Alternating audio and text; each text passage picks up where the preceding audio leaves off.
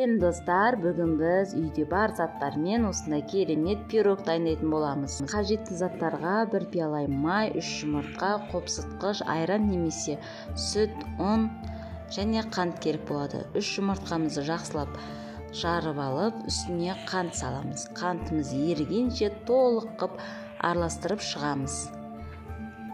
Қантымыз толық аралас болған соң үстіне май құямыз. Үйімізде бар затпен айран немесе сүтімізді 1 кесе етіп осылай құямыз. Ұнымыздың үстіне қопсытқышымызды салып, қасықпен араластырып, 2-3 рет бөліп саламыз. Дайындап жатқан тестамыз қою болу керек, өте сұйық та болмау керек, өйткені сұйық болса пісіп шыққан кезде арасы жабыс қалуы мүмкін. Мен осылай қою етіп жасаймын.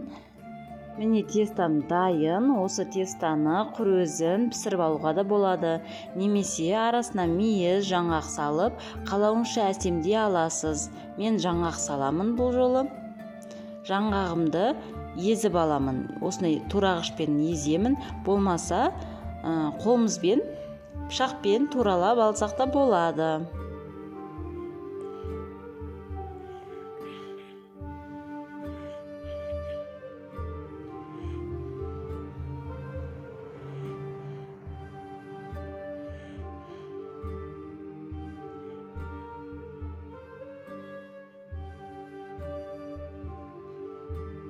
Міне менің тестам дайын. Тесталарыңызға мейіз салсаңыздар да болады. Мейізбен де өте дәмді шығады.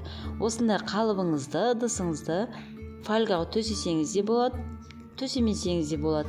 Фольга төсемейтін болсаңыз, астына жұқа етіп май жағып шығасыз. Міне мен тестам осындай қою. Тестам қою болғандықтан қасықпен немесе осылай лопаткамен тегістеп шығуға болады. 170 немесе 180 градуста қызып тұрған пешімізге 20 минут пісіріп аламыз. Міне менің пирогым осылай шықты, өте биік, әдемі. Қонақ келгенде де ұялмай столға қоюға болады. Жасаған пирогым қызықты әрі пайдалы болды деп ойлаймын. Менің парақшама тіркеліп, лайк басып, комментарий жазып кетіңіздер. Назарларыңызға рахмет. Астарыңыз дәмді болсын.